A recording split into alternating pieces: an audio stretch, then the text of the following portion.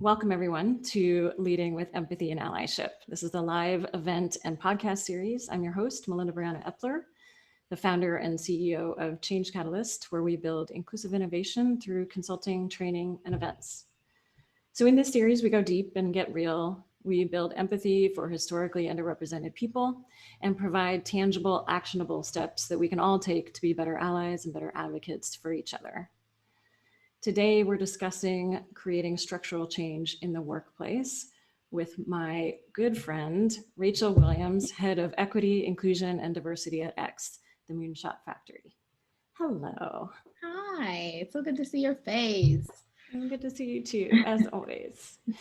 I'm just going to do a few logistics and then we'll dive in. Okay. So on screen, we have Kalina, an ASL interpreter today that is sponsored by Interpreter Now, a deaf-owned company that is amazing to work with.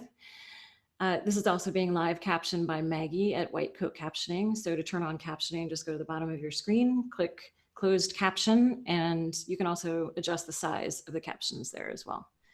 Our team, Renzo, Sally, and Antonia, are behind the scenes doing lots of great work.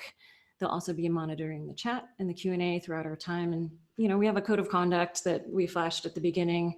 Just be kind and inclusive and share what you're learning. So share your aha moments, share your thoughts. And if you have specific questions for us that you want to have answered at the end of the episode, just click the Q&A button so we can find those easily. All right. So, Rachel. Hey, friend. Hey. So I just want to introduce you as, I want to say a little bit about how we first met. But when Wayne and I were first beginning this journey to change the tech industry. Very ambitious, you two. Yes. Somehow we thought that by now it would be solved. I don't know.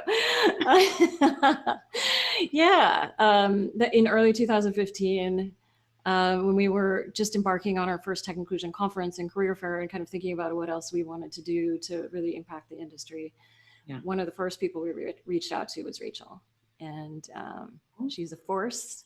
She's been doing this work for a long time and she does this work deeply. And over the years, we've been on a lot of stages together talking about this work. And we've also spent a lot of time together behind the scenes, being there for each other. And I think that's a really important part of all of this work is that we need our friends when we do it because it's hard. It can be really hard. It can be toxic. And we need to lift each other. Yeah. We need to lift each other up. We need to be there for each other and check in with each other. Yeah. So I appreciate you and our journey together. And for all these reasons, I'm excited to have this conversation today and excited for people to know more about your wisdom in all this work. Oh, thanks. I mean, you and I are real friends. I want people to know that. So they're probably going to hear one of our real conversations. Exactly. That we get to have with one another. I'm excited to be here. Awesome. So let's start. Can you start by just saying a bit about your story, how you got here and why you're doing this work? Ooh, Lord, I ask myself that question every day. Why? Let's see how I got here. I, after graduating from Cal, Berkeley, so Bay Area, born and raised, I have a huge family here. And to be honest, I wanted to get away from them.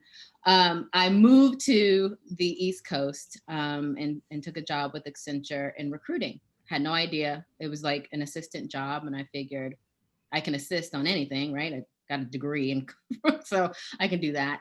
But recruiting was very fascinating to me because it was the part of HR that controlled who got into a company and who didn't. It was the piece of HR that controlled people's finances, how much a person made, how much they didn't make. I felt very powerful, even as a recruiting assistant in that role. I moved back from DC, joined a few startups. One of you may have heard was Yelp. I joined Yelp pre-IPO. And even though born and raised in the Bay Area, I was not aware of the power of stock options. and the potential for wealth creation. And so I was at Yelp. I got a boatload of stock options. No idea what that is. No one in my family talks about stock options. This is not a conversation to be had around, grandma's dinner table. And so I was there in 2008, I think 2010, something like that, heading up recruiting. So helping them hire hundreds of people a month. And suddenly was made to feel different and weird for the first time. Now, look, I grew up in San Mateo. San Mateo is not the hotbed of diversity, as folks would like to think. Most of the Black people I see in San Mateo are my family members, keeping it real. My mom purposefully sent me to mostly white schooling because she figured that's where I would get the best education. Thank you to our government and redlining and tax and how our taxes are set up to fund schooling and all of that. But that's not what we're here to talk about today. But just wanted to give a nod to that I was talk about the structural issues. Structural issues. I was bused from one section of San Mateo to another very wealthy part of San Mateo to get my schooling, at which I was the only Black girl for most of my education. And so being the only wasn't the strange thing that was happening to me at Yelp, because I was one of very few Black women for sure in that organization at the time. There was something else going on. And there was no conversation. There wasn't this big push for EID in tech in 2009. Nobody was talking about that at all. Like microaggressions, unconscious bias, like, girl, please. That was not a conversation. And I didn't have the language to talk about what was happening to me. But it was all of those things that was happening to me under a new leader for the HR org. So I left. And when I left thousands of dollars, millions at some point, worth of stock options on the table. Now, for me, now that I can say that without getting sick to my stomach,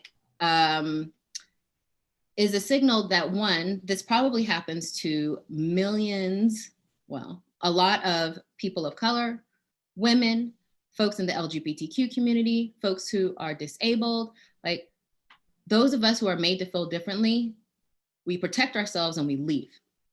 We don't realize what it is we're leaving. Because had I known I was going to be potentially leaving millions of dollars on the table, I wouldn't have done that. I would have figured out a way. Had there been another woman of color in leadership that I could have gone to, I wouldn't have left. She probably would have hopefully helped me figure out how to navigate the corporate waters that I was in. But I didn't have anyone like that, so I left, right? So I gave some honest feedback to a leader there. And 3 years later, based on the feedback I gave, because I was pretty honest, they called me back to head up EID. And that's how I got into it. I think just being honest and realizing that what happened to me, I didn't want to see happen to anyone else. And Silicon Valley is the quote unquote American dream. At Yelp specifically, I helped to bring in and hire the people that got the opportunity to become millionaires, which set their families up now for long-term wealth and positioning and power and influence. And I want to make sure that that's a level playing field from now on. Plus, I'm still out here trying to get my bag. Let's keep it real. Let's keep it all Just the way. Keep it real. Honest. But yeah, the bigger picture is wealth creation, wealth equity for me. Yeah. Now there's all these other things that play into it, but wealth equity. Yeah, and this work I think is discounted in terms of the amount of experience, skills that you need in order to do it. And so the pay level of diversity, equity, and inclusion jobs is much lower than it is for a technical role. Yes, friend. Now, had I known what I was saying yes to that. I know, right? Yeah. Whew. So a lot of companies start to tackle diversity, equity, and inclusion with training. We're seeing that over and over again with the inbound requests of new companies coming to us. And I think the standard was set several years ago with unconscious bias training is the way to go, is the answer. Well, how'd that work out? Yeah, exactly. And then, it's, do you want to talk about that a little bit? Why doesn't that work? So listen, I'm not going to down the training industry. I have been trained, so, I think it can work, but I think a lot of the training wasn't well thought out and fully thought out. To actually change someone's behavior, there has to be like daily learnings, micro learnings, which now folks are into, like the 15 minutes, doing something every single day. And I think there needs to be a guide and a coach. And there's like so many layers to the full learning experience in order to really get someone to change their behavior. But unconscious bias is exactly that, unconscious. So I'm not really sure why we set out to change unconscious bias, illuminate unconscious bias, and then leave everyone with the thought that, hey, everybody's biased, so go back to doing what you were doing before. We really should have been trying to figure out how we change people's behavior. Like, to me, that would have, hopefully, I mean, by now we probably would have seen some bigger changes than we have now from just telling everybody that they're biased. Thanks. Yeah. How am I biased? Show me those ways. Show, like, right? Like, And then what do I do with, I mean, the idea is, what do I do with it? What does everybody do with it? That's the key, is that's what unconscious bias training doesn't do. It is kind of leaves you sitting with that. And that's the opposite of action. Yeah. So the bigger things that truly make a difference, in my opinion, are the structural changes. And you can actually change a lot of behavior by changing processes, by changing systems, and really tackling it that way before you even do any training, or in tandem. I was going to say, they have to go together. And that was another failure of the unconscious bias. Like, I'm going to tell you that you have unconscious bias. I may walk you through a few things you can do to help mitigate your bias, but I'm not going to change anything else about the work environment. What? Like, what social psychologist would think that, like, that's a great, like, you have to change, you have to pluck the person from the environment if you really want change. And if you can't pluck people, which we worked hard to get all of these employees, so we don't want to just pluck folks and pluck them out, but you have to change the environment in which they're learning these new behaviors to help reinforce the new learnings and the new behaviors.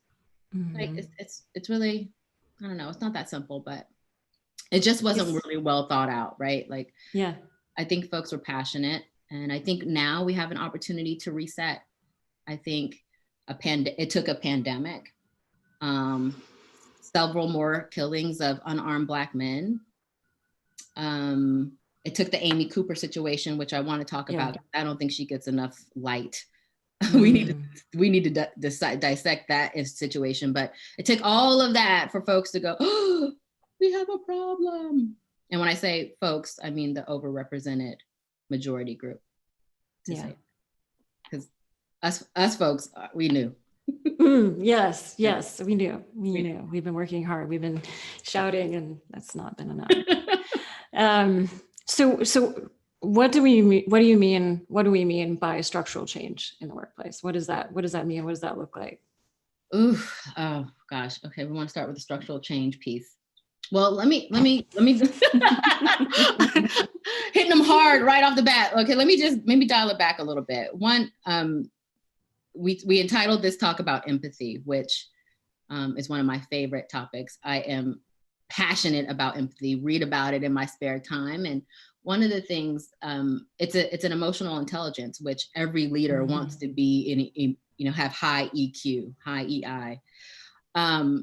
And empathy is broken up into, like, according to Daniel Goleman, who I love. I think he's an emotional intelligence guy. If you guys haven't read any of his work, but breaks it up in kind of 3 areas. Like, there's emotional empathy, which is you're crying, I'm going to cry with you sort of thing. Like, not what's needed right now, folks. Not necessarily. Like, thanks, appreciate your tears. But there is the cognitive, empathy, which is really understanding and like, I can see how you got to where you're feeling.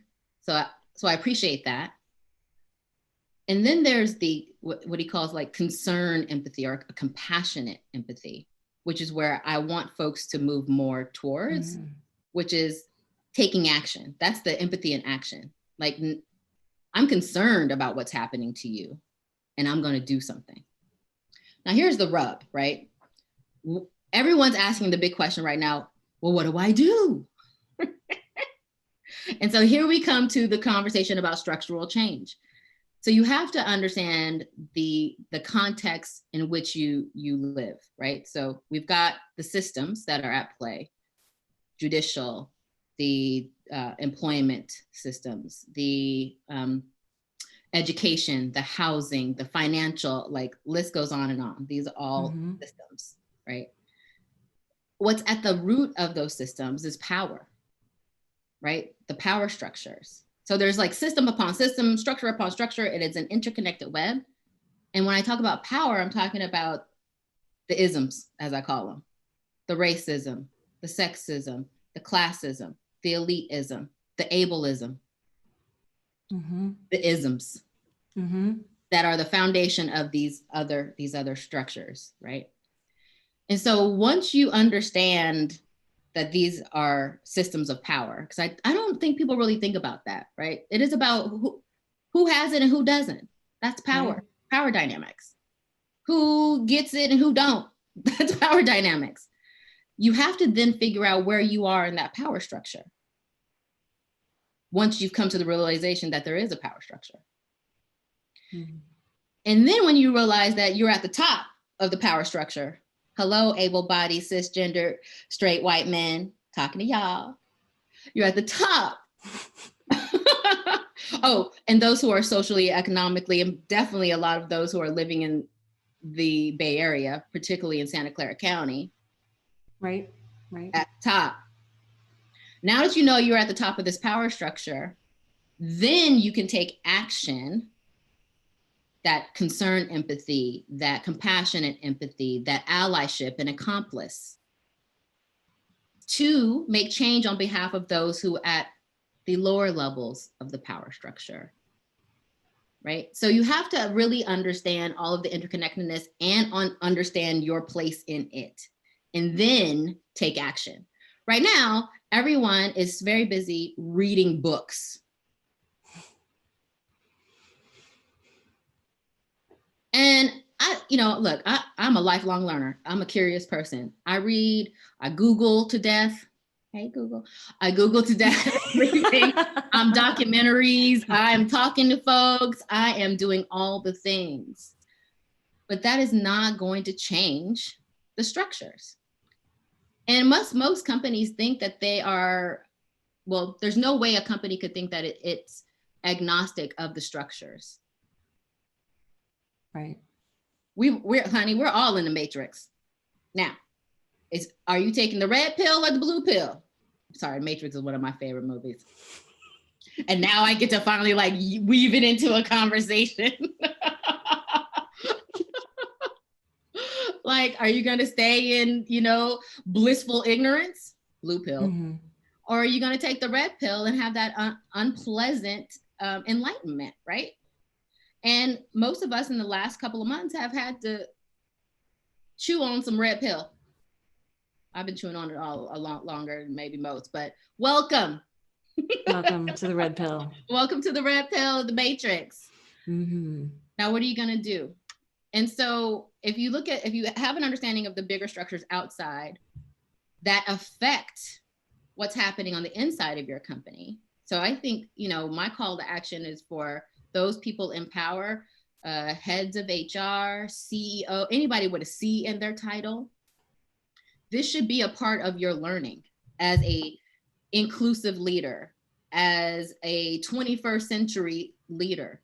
Like, you need to understand how the outside affects the inside of your company. There is no longer this separation. I remember my mom gave me some advice back in the day. I won't say when, but just graduated and I'm starting my job at Accenture. And my mama told me, now my mom grew up in Jim Crow South. So my mom drank from water hoses and water fountains in restaurants in a special section designated for Black people, right? So that is her framework. That is how she grew up. And so she was trying to keep her baby safe. And she was like, you go on that job, you keep your head down, don't talk about your personal business.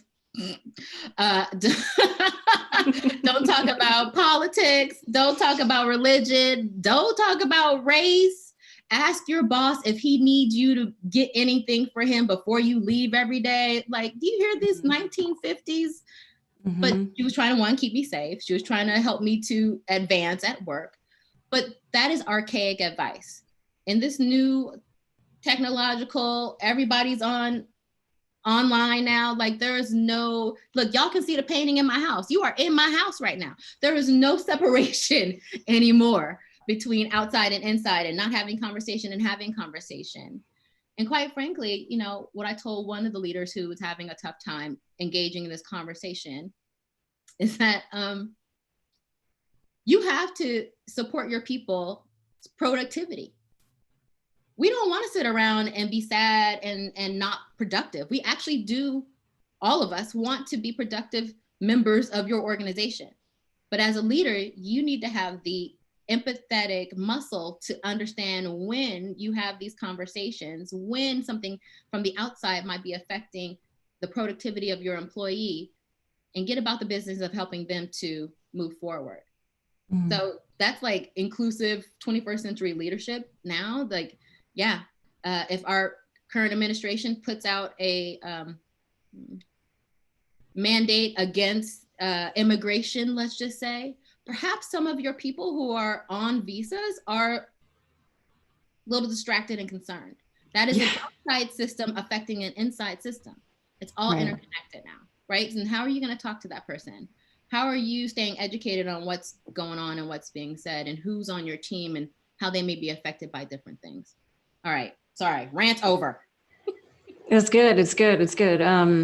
So kind of getting back to the structures and how leaders and how really anybody, we all have some kind of power, right? We all have some kind of privilege. Like, we are in this place we're in, we're on this, we have the ability to do something. So what are those structures? Where should you start? Yeah. So one of the things that I've been talking about, back to the empathy piece, I will get to your question. No, it's great. It's one of my favorite things. I think it's, you know, I think honestly, I realized several years ago that I'm really put on this earth to bring empathy to the, you know, to the world. And this is the way that I'm doing it. And I think all of this work is around empathy building and really compassion building. And once we have that compassion for each other, we can't not do something. We have to do something. We have to step out. That's the compassion. Yeah. It leads to action. Yeah. But you know, there's something that is not widely talked about, but probably in interaction design, UX design, and those roles and folks in those cases, is called empathetic design. And I think it's time for EID leaders and those of us doing this work to start bringing in empathetic design and introducing it to the people who are designing all of our people processes. It's the same thing. User-centric, human-centric design for people. And one of the principles, which has been interesting to me, is kind of designing for the edge cases, designing for the least of these. Everybody at X knows that I always say that. They're like, Rachel's gonna say designing for the least of these. Yes, she is. Because this is where I have a challenge around data. Because data is always like, well, there's too few people, we can't count them. What? That means I'm not being counted. My voice isn't being heard just because there are too few of us. But in the exact opposite way, empathetic design is about designing for the very few. Because if you design for the very few, then you're actually designing for all. If you design for the edge cases, you're actually designing for all. I think about this all the time because I love shouting into my my remote. Anybody else love shouting into the remote? I just hold it up and I'm like, turn it to HBO. Turn it. That wasn't designed for me. That wasn't designed for me. That was designed for someone who is disabled. That was an edge case design, but I am enjoying the benefits of it. My poor remote. So I think in that same way, that approach needs to happen inside of our HR teams as we look at, all of our teams. The marketing team. Is your marketing team designing their marketing strategy for the edge cases, not just for the pre-planned audiences, right? That they come to the table like, who's our target audience? And you've got all these, what do they call them? Characters or profiles. Anyway, I don't know. There's some marketing language where it's like, you know, they have this whole profile of a person down to like how old they are and all of like, that is riddled with persona. There you go. All these personas. And that's all riddled with bias. You're already setting up your marketing strategy based on the bias, right? Right. That's not the edge case. You're coming probably like, and who's on your marketing team? That's a whole nother question. But you can design your marketing strategy for the edge cases and bring people in. And that affects your employment brand. That affects your website. That affects your social media. Like, I'll get to that, my other thought in just a second, because someone kind of blew my mind 2 weeks ago and I got to share it with you. So on HR front, it is how are you designing your sourcing and outreach emails? 40 million people out of work right now. I understand we are not hiring. What you could be doing though, is reaching out to the edge case, doing some testing around folks who may not come from the schools that you think are so wonderful. Right. I'm just gonna leave it there. Even though that studies show that doesn't matter, by the way. Doesn't matter. Everybody, it doesn't matter. It doesn't affect whether or not people are successful in the workplace. Just no, it does not. No. I mean, we have plenty of CEOs who didn't even get one. So there's that. But reaching out and having soft conversations, figuring out some level of engagement until you are back to hiring. So you could be building your sourcing and outreach strategy right now around the edge cases. Who is the least of these inside of your companies? Once you get through that, and maybe when we're back to hiring in 2021, God willing, people wear a mask. I'm trying to go back outside, okay? When like people just follow the rules. Then you want to think about how you are actually evaluating this person's technical and soft skills. That may be an interview process. It may not be. Like get inventive, think outside the box. What else is everybody doing right now? We've got nothing but time to think. So start preparing some kind of experiment around how else can we evaluate technical and soft skills, because that is ultimately what an interview process is supposed to be. It is not supposed to be having a general coffee with your good buddy and your good friend and seeing where all the similarities between you lie. That is not what it's supposed to be about. Yeah. So designing from the edge cases, experimenting there. Onboarding, that is something that people overlook, but research shows that how you onboard somebody is very critical to their success. And if they're successful, then they're going to be successful on the team and actually do and go beyond the aspirations you have for them in that role, because you needed that role. You need them to be successful. Onboarding overlooked all the time. But again, are you designing your onboarding for the edge cases? Now we're all in an online environment, but are you thinking about folks who are disabled? Are you thinking about maybe presenting someone who is Black because you know you will have that population, or you want that population? Like, design your onboarding programs for the edge cases, not the majority. Maybe even somebody who's Black and disabled. Yeah. Asking for too much. And then the biggie opportunity I think we all have is the performance review and the performance management systems. Now is the time, especially in COVID, where I know a lot of companies are considering maybe a lighter performance review. They're really trying to consider the fact that people are in difficult situations, or we're all in difficult situation, right? We've kind of leveled the playing field there. And so these ratings that we have, maybe they're useful, maybe they're not. Maybe we should just give a general rating because as an acknowledgement to the pandemic. If you can do that for a pandemic, certainly I think there's some opportunity for you to design again from the edges. What does your employment engagement surveys say when you break it down by demographics? Yeah. And I would take the least of these and design whatever programs from that viewpoint. Because again, I love shouting into my remote, but that wasn't designed for me. Very helpful though. Yeah. So that's just some of the systems. 100%. Yeah.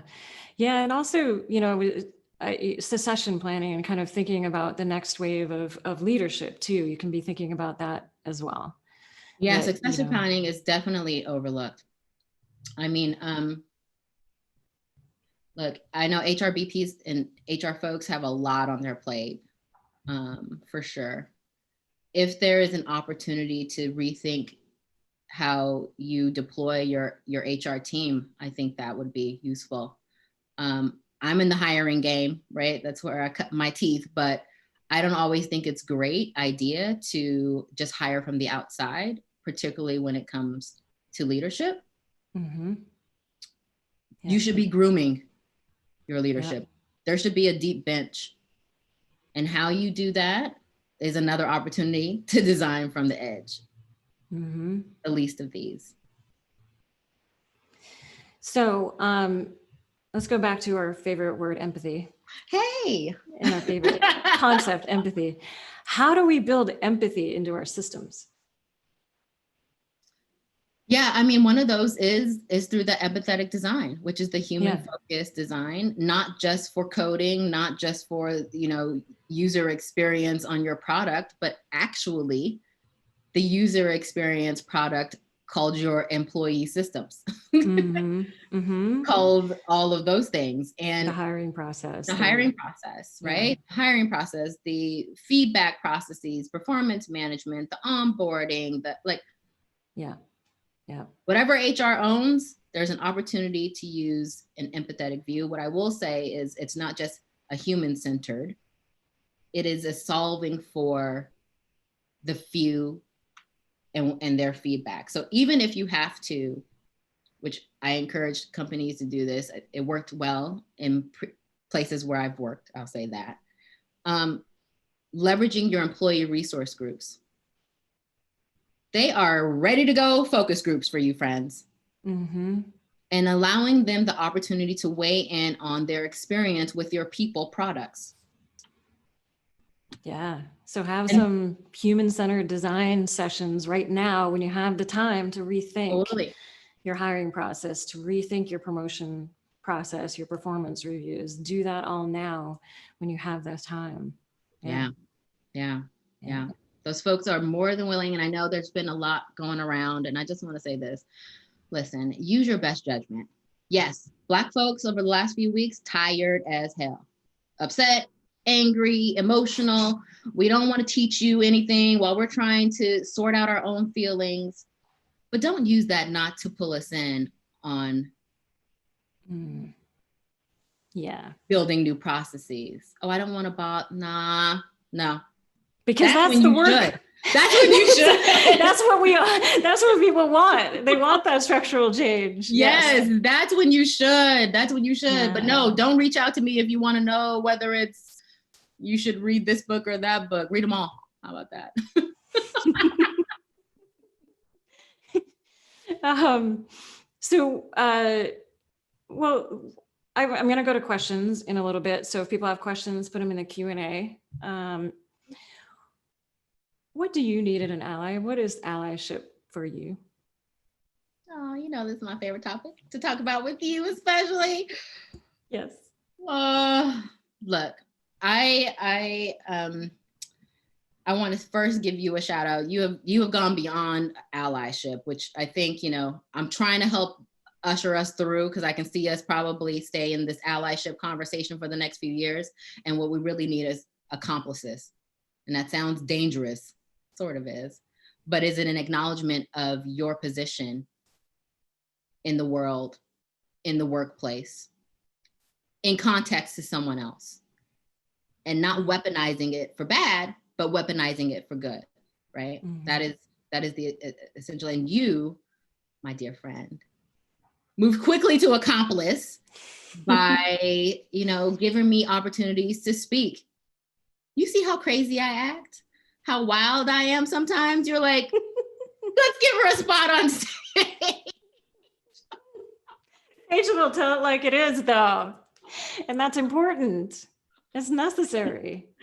So you like moved right into like, all right, I have this platform.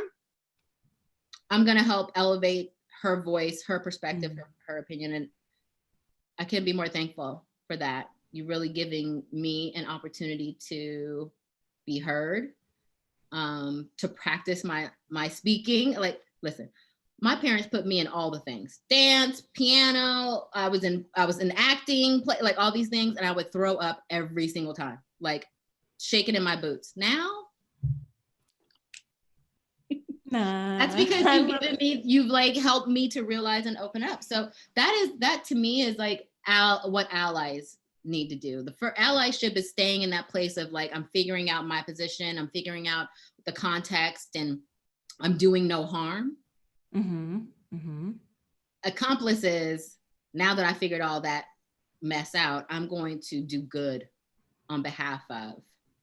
But I think, to be an ally, you've got to get over a little bit of fear, right? Because here's the thing about power that I get asked in so many different ways by different leaders, which is, well, if we start hiring more Black and Latinx, just from a number standpoint, one number goes up, another number will have to come down.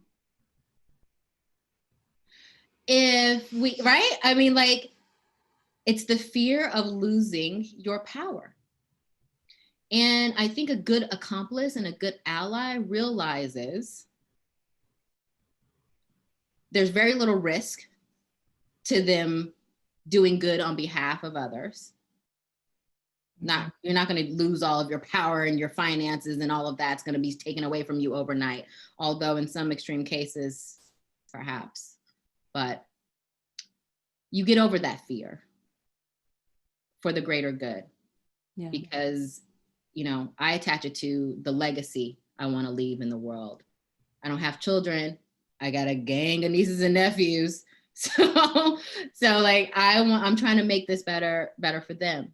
So what is it? Why? What is your why beyond, I know Rachel, she's my friend and she seems cool and all of this? Like, I think about legacy, and I hope that allies and the overrepresented would start to think about legacy, what you're leaving behind for yourself, for your children, your grandchildren, other people.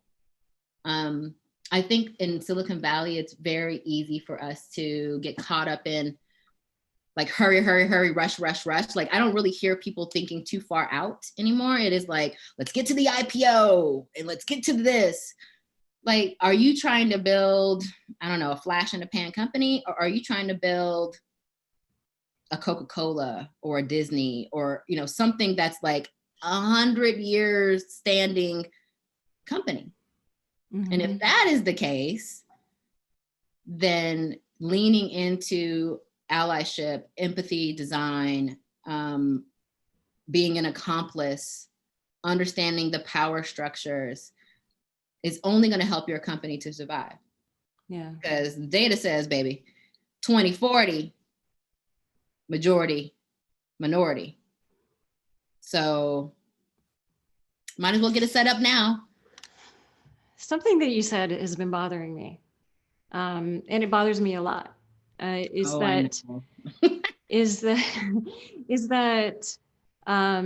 perception that if we bring in more Latinx folks, if we bring in more Black folks, then there's a loss. Yeah. And I think we need to look deep inside ourselves and figure out why we even think that. why is it that my people are certain, you know, I mean, Yeah. what is really going on there? Because I mean, that's not how I'm motivated. I'm motivated to see you and want to, you know, support you and lift you up. And that's, you know, it's there's something fundamentally going on that we need to change in ourselves right there. Right you there. know, what's so interesting? I spent a lot of my time figuring out how to combat no's or rejection or helping people to overcome fear. For that one in particular, that is a scarcity mindset. And you know all the buzzwords in Silicon Valley, growth mindset, growth mindset. Right. That is the exact opposite of growth mindset. Mm-hmm. So I remind people that it is the opposite of growth mindset. Now, either we believe that here, you believe that personally as being a member of this illustrious Silicon Valley group, or you don't. Mm-hmm. Mm-hmm. If there is abundance out there, then you don't need to be worried about losing your position or this and any other. Like, there's enough for everybody. Yeah. That is a scarcity mindset. And if you have that as a leader, you're not going to win anyway. You're not going to win. You're not going to win in your sales. You're not going to win in your marketing strategy. You're not going to win, period. You got to believe that there's more people out there that need your product, that need what you have to offer. So the two don't line up. You can't suddenly think that there's all this abundance out there and you're going to be killing in the game because so many people want what you have. And at the same time, have a scarcity mindset about positions and you're like, right? Like, let's talk about that. So I usually walk people through like double-mindedness doesn't lead to success. Either you're focused on abundance or not. And that means on everything. Mm-hmm. Mm-hmm. Okay, we have some questions. I'm going to jump in. Ooh, okay. We have several. So one question is around just if we could touch on intersectionality. Yeah. And this is from Stephanie. She talks about the hierarchy of identities from Alfonso David of HRC, the Human Rights Commission. Yeah. And I this is definitely something that I have noticed over the years is my identity, my first identity is not white for me. It's a woman. I'm a woman and not necessarily a feminine woman, but we can talk, that's another conversation. But and I actually, my first identity is even not even that. It's a change maker. It's, you know, social impact is a key piece of my identity. And but I have realized over the years that a lot of women who are Black would say that Black is their first identity. Just getting ready to say, baby, that is where we differ. Yeah, for right. Sure. And you know, I think oh, my lights just went out. That's weird. Oh. The intersectionality conversation is interesting because I think, like you said, the identity that you lead with, like I lead with my Blackness, but it's conflated and confused by the outside world. Mm-hmm. And their first identity for me. Yes, right. Right. And when I tell white women that I lead with my Blackness, they're like, but you're a woman. Mm-hmm. But I'm Black first. And maybe that was informed by some of the external systems, right? The fact that I'm a dark-skinned woman, like maybe it's my parents, like who knows how I came to this, but I lead with that if I had to make a choice. And then, you know, I got people who tell you what your first identity are, or design processes based on your first identity, or ignore some of it. So intersectionality is an interesting conversation to have. I think it is deeply personal. I think you have to be brave and ask your employees, you know, get through the legal hoops that you will have to get through in order to ask your employees kind of how they lead and how they think about it. And I also think it's contextual, right? If I'm in a group of all Black men, I'm leading with being a woman. Period. Because level playing field on the Blackness, I'm leading with being a woman. Right. So yeah, it's a whole thing. It's very complicated, Stephanie. Agreed. And you know, designing for the edge again, you know. Well, and then, you know, and then there's the, like I said, the systems, the legal piece really prevents a lot of experimentation that I know EID leaders would love to do. There are laws against us gathering certain pieces of information that could be informative. And, you know, what I hear and have heard from legal eagles is that once you gather the data, you can't deny that you have it, and how it was used. And so it's just so many layers, whew, that's again, outside systems affecting the inside of your workplace. And people don't understand that. They're like, Rachel, just put some quotas and put some numbers down. You clearly don't know the law, friend. Okay. So Jamal asks, a lot of layoffs in the tech industry right now, particularly layoffs in sales, recruiting, admin roles. Yeah. How is that affecting diversity in the tech industry? I think Jamal's trying to set me up. Listen, I don't think it's a secret that a lot of diversity are within the roles that we've seen eliminated from companies. Yeah. That being sales and marketing and facilities crews, administrative staff. So it is deeply affected. Yeah. Our representation. We won't know the full scale of it, the full weight of it, I think, until we're all physically back in one space. That's at least when I feel it. Hopefully, you know, I don't know when, of course, no one knows, but we'll be able to get back to a place where we're hiring again. What I would say is that this is an opportunity for anyone who wanted to get into a different line of work to educate, to get online. Like the level playing field on the education piece has been flattened a bit too. Everybody's studying online. So it's no longer shameful to be taking courses online. Do it. Learn something new in the meantime. It's an interesting question. P. Scott asks, what is the cost of allyship? Do allies lose power within the overrepresented for supporting the underrepresented? Maybe I wouldn't phrase it. Yes. Yeah, I get it. Studies show that there is very little cost now.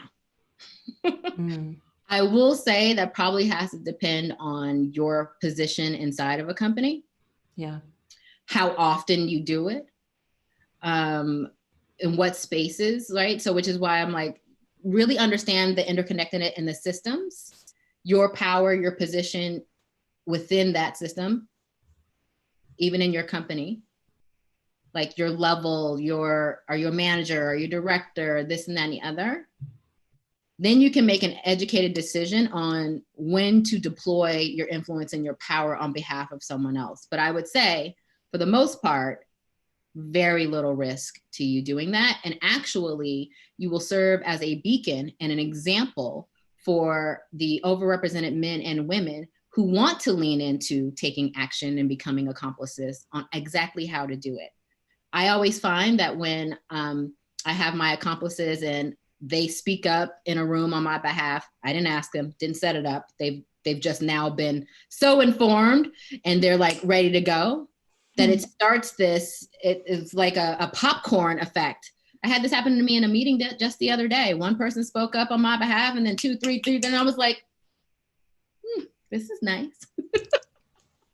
You know, one person showing someone else how to do it. So yeah, do it. That's awesome. Yes.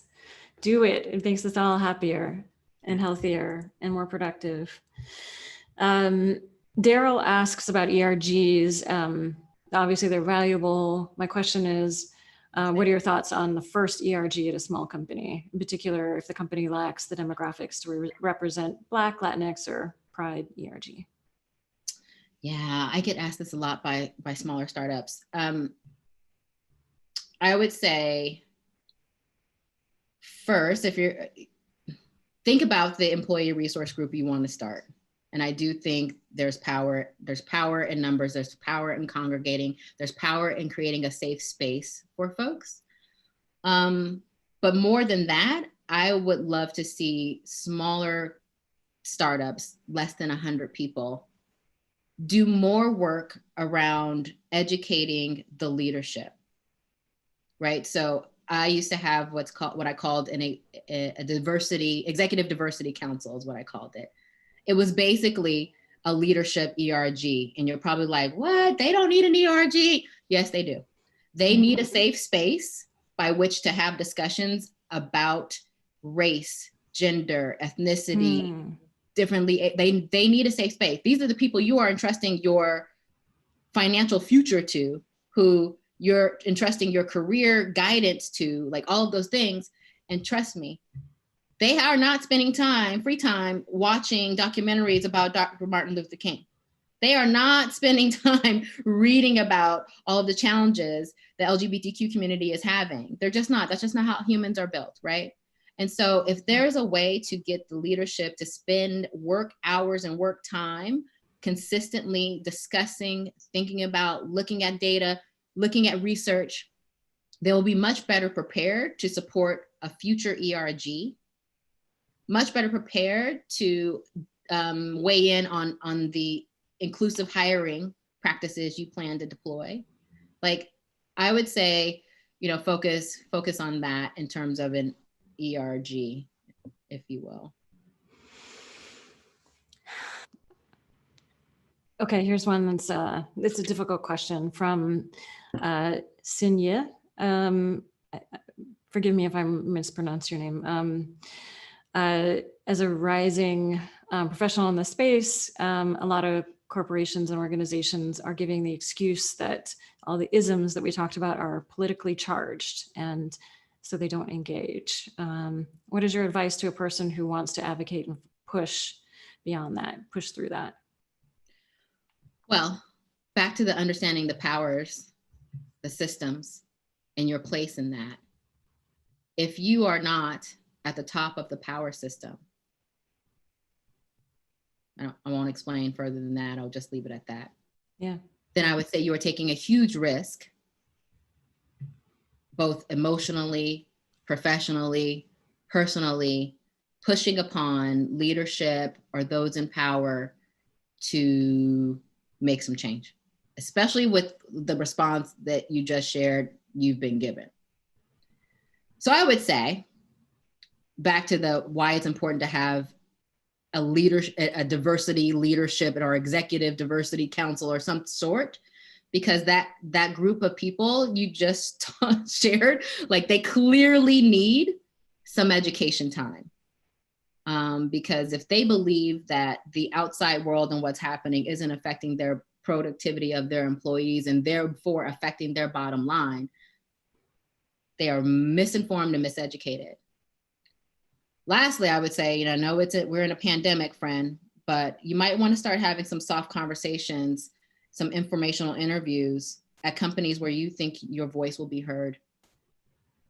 I am not about that life of torturing oneself in an environment where I'm not going to be heard, not going to be respected, my intelligence won't be leveraged, or I feel like I'm pushing every day, or I'm in danger, my safety. Yeah. No. Yeah. Get to a safe place. Okay, last question, quick-ish.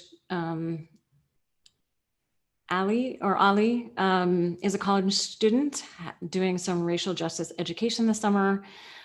Yeah, and wants to know any advice you have on being an advocate and an ally as a young person.